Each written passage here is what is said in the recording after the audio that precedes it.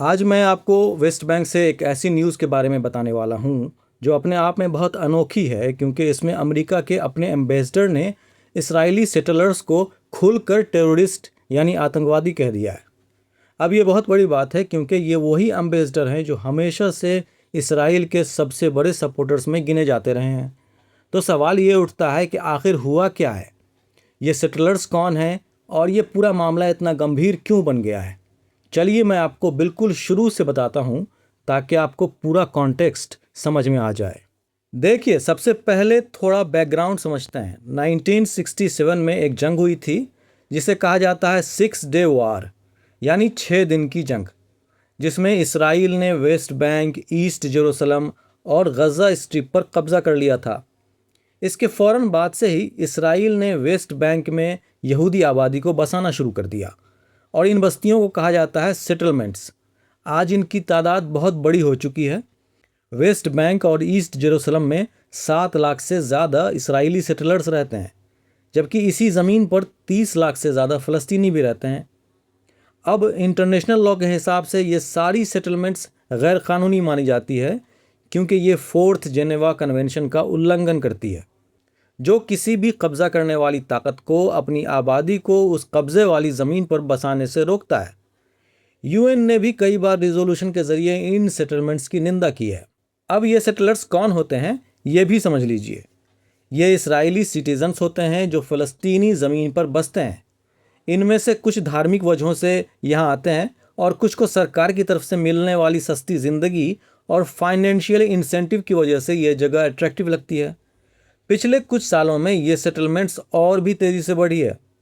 2012 से 2022 तक हर साल औसतन 8 नई आउटपोस्ट बनती थी, लेकिन ये नंबर 2023 में बढ़कर 32 हो गया, 2024 में 62 हो गया और 2025 में 86 तक पहुंच गया।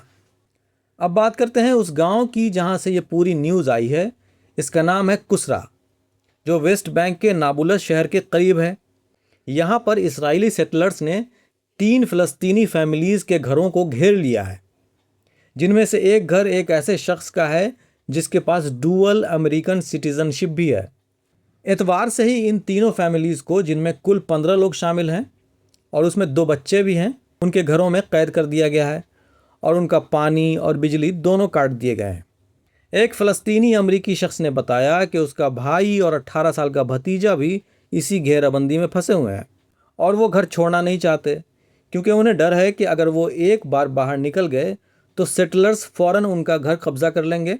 ये फैमिली फ़िलहाल एक टेम्पररी सोलर पावर सिस्टम और सर्दियों से बचे हुए कुएं के पानी पर गुजारा कर रही है।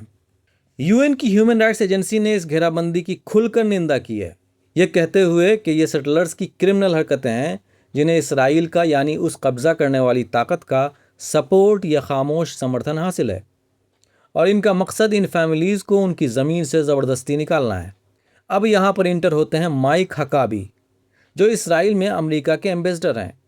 माइक हकाबी एक बहुत स्टॉन्च यानी कट्टर इसराइल सपोर्टर माने जाते हैं और इन्होंने पहले भी वेस्ट बैंक की सेटलमेंट्स का खुलकर सपोर्ट किया है, भले ही ये इंटरनेशनल लॉ के तहत गैर कानूनी हो। लेकिन इस बार हकाबी ने एक बहुत ही अनयूजुअल यानी असामान्य बयान दिया है। उन्होंने एक्स यानी ट्विटर पर लिखा है कि इस घिनौने आतंकी हरकत के लिए, जो इस फैमिली को डराने और परेशान करने के लिए की गई, इसका कोई बहाना नहीं हो सकता और ये पूरी तरह गुंडागर्दी है। उन्होंने यह भी लिखा है कि अमेरिकी एम्बेसी इस मामले में बहुत एक्टिवली शामिल रही है और अमेरिका की रिक्वेस्ट पर ही इसराइली फ़ौज और पुलिस उन इसराइली आतंकवादियों को हटाने के लिए वहां गई है। अब ये बहुत बड़ी बात है, क्योंकि अमेरिकी ऑफिशियल्स आमतौर पर सेटलर वायलेंस की निंदा तो करते हैं, लेकिन बहुत ही जनरल टर्म्स में करते हैं, बहुत सख्ती से इसकी निंदा नहीं करते। इससे पहले कभी किसी अमेरिकी एम्बेसडर ने सीधे सीधे सेटलर्स को टेररिस्ट नहीं कहा था। तो हकाबी की ये लैंग्वेज एक अमेरिकी एम्बेसडर की तरफ से सेटलर अटैक्स पर अब तक की सबसे तीखी पब्लिक टिप्पणियों में से एक मानी जा रही है। अब सवाल ये है कि क्या इसराइल की सरकार इस पर एक्शन लेगी। इसराइली मीडिया के हिसाब से अथॉरिटीज़ ने सेटलर्स को वहाँ से हटाने की कोशिश की, लेकिन कामयाबी बहुत ही लिमिटेड रही। हकाबी ने खुद एक वीडियो पोस्ट किया जिसमें इसराइली फ़ौज और पुलिस की गाड़ियाँ वहाँ पहुँचती दिख रही हैं। ये दिखाने के लिए कि एक्शन लिया जा रहा है। लेकिन फ़लस्तीनी लोग इस पर स्केप्टिकल हैं, यानी उन्हें इस पर पूरा भरोसा नहीं है।